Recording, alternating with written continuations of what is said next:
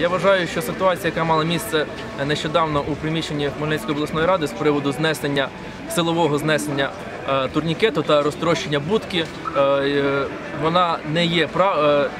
ці дії не є правильними, оскільки існує безліч правових механізмів для урегулювання даного питання.